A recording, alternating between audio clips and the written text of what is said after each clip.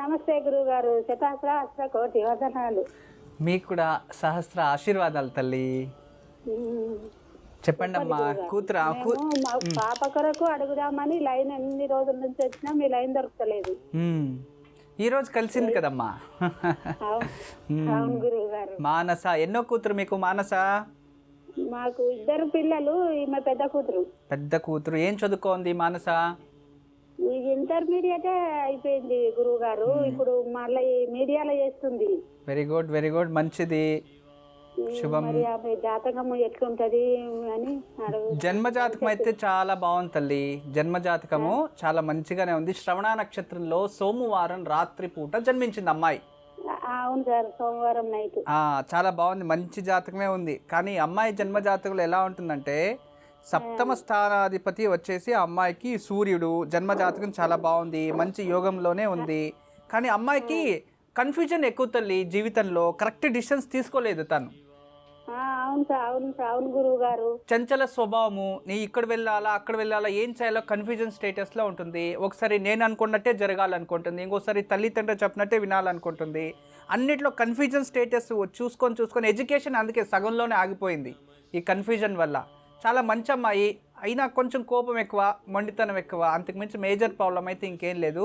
కానీ జన్మజాతకంలో వచ్చే వైవాహిక జీవితంలో కొంచెం ప్రాబ్లం వస్తుంది అని ఉంది తల్లి. మరి వాళ్ళ ఆమె పెళ్లి కొరకే అడుగుదామని మీ దగ్గర. ఎన్ని రోజుల నుంచి ట్రై చేస్తున్నారు వివాహానికి? ఇప్పుడు సంవత్సరం నుంచి ట్రై చేస్తున్నాం గురువు గారు. సంవత్సరం ఒప్పుకుంటా లేదు. ఇప్పుడు చేసుకుంటా అప్పుడు చేసుకుంటా, నేనేం లవ్ మ్యారేజ్ చేసుకోను, మీరు చెప్పిందే చేసుకుంటా కానీ టైం కావాలి అంటుంది గురువు గారు. అమ్మాయి ఇంకా కన్ఫ్యూజన్ లోనే ఉందమ్మా. లవ్ మ్యారేజ్ చేసుకోవాలి, అరేంజ్ మ్యారేజ్ చేసుకోవాలనే కన్ఫ్యూజన్ లో ఉంది. అదే కన్ఫ్యూజన్. ఆ అమ్మాయి జాతకంలో ఉన్న దోషమే అది, కన్ఫ్యూజన్ స్టేటస్. కరెక్ట్ డిసిషన్ తీసుకోలేదు అని.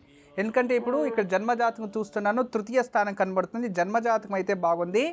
అమ్మాయికి గురువు 5వ స్థానంలో సూర్యునితో ఉన్నాడు. మంచి భర్త వస్తాడు తల్లి. జన్మజాతకంలో చాలా గురువు మంచిగానే ఉన్నాడు, మంచి భర్త వస్తాడు. కానీ ఇక్కడ ఏమైందంటే పూర్వపుణ్య స్థానం చూస్తే తర్వాత కుజుడు స్వక్షేత్రంలో ఉన్నాడు. చాలా బాగుంది, అన్ని విధాలుగా బాగుంది. కానీ ఇక్కడ ఒకే ఒకటి ఏంటంటే పూర్వాజిత కర్మఫలం వల్ల కాస్త అమ్మాయికి వైవాహిక జీవితంలో అసంతృప్తి ఉంది అని ఉంది. మీరేం భయపడకండి. వివాహానికి ముందు ఒక కుంభ వివాహం చేసి 6 నెలలు అయిన తర్వాత వివాహం చేయండి. ఏదైనా పూజలు చెప్తే చేస్తుంది అమ్మాయి? చేస్తుంది. మామి చేయకుండా నేనే చేస్తా గురువు గారు. అమ్మాయిని ఒక 27 రోజులు నవగ్రహాలు ప్రదక్షిణ చేయమని చెప్పండి. ప్రతి మంగళవారం కాస్త కందిపప్పు, ఎర్రటి వస్త్రం అమ్మాయి చేతిలో దానం ఇప్పించండి చాలు. ఒక 16 మంగళవారాలు దానం ఇచ్చుకొని ఇదొకటి ఇదొక 27 రోజులు ఇచ్చేసుకుంటే బాగుంటుంది తల్లి. ప్రస్తుతానికి అంత చేపించండి, వేరే ఇంకేమి వద్దు. మీరు జాగ్రత్త వహించాల్సి ఉండేది ఒకే ఒకటే, ఈ కుంభ వివాహం చేసిన తర్వాత పెళ్లి చేయాలి. ఇంత చేయండి, ఎప్పుడు మా ఆశీస్సులు ఉంటుంది తల్లి. నమస్తే. లక్ష్మి గారు విన్నారు కదా, గురూజీ చెప్పింది పాటించండి, తప్పకుండా శుభం జరుగుతుంది. గురూజీ, కుంభ వివాహం గురించి తెలియజేస్తారా? కుంభ వివాహం అంటే ఇక్కడ జన్మజాతకంలోనే తెలుస్తుంది. ఎందుకంటే జీవితం అనేది మనము చాలా గొప్పగా ఊహించుకోవాలి. జీవితంలో ఒకేసారి పెళ్ళి అవుతుంది. ఇప్పుడు 4-5 సార్లు చేసుకుంటారు అనుకోండి. నువ్వు ఇంకేమన్నా చెప్పాలా? ఇంకేమన్నా అబద్ధం చెప్పాలనుకుంటే చెప్పేయి. నేను చూడాలనుకుంటున్నాను నన్ను మోసం చేయడానికి నువ్వు ఎంత నీచానికి దిగజారగలవు అని. ఎందుకు ఆలియా, ఎందుకు నువ్వు ఇలా చేసావు? నీకు తెలుసు కదా నానమ్మ తర్వాత నీ ఒక్కదానిని కదా నేను పూర్తిగా నమ్మేది. ఏమన్నావు నువ్వు? ఈ మధ్య అన్నిటినీ మర్చిపోతున్నావా? అది చాలు. వాటిలో ఉన్న శక్తి విషయాన్ని గ్రహించి మనకు వివరిస్తాయి.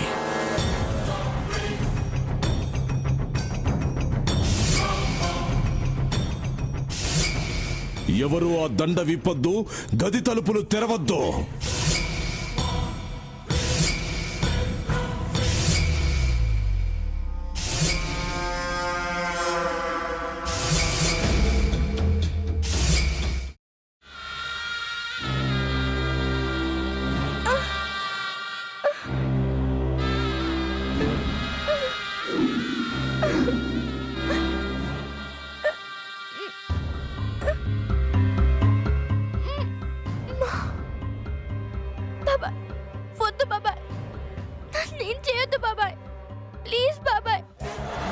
నిజం తెలిసినప్పుడే నా ఆలోచనలో నువ్వు చచ్చిపోయావు.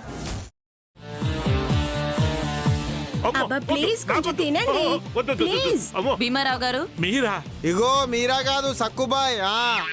అవును, మీ పనామే లేచిపోయిందని చెప్పి కంప్లైంట్ ఇచ్చినావు కదా. రేయ్, ఆయన కంప్లైంట్ ఇచ్చింది లేచిపోయిందని కాదు, కనిపించడం లేదు అని. అట్లానా?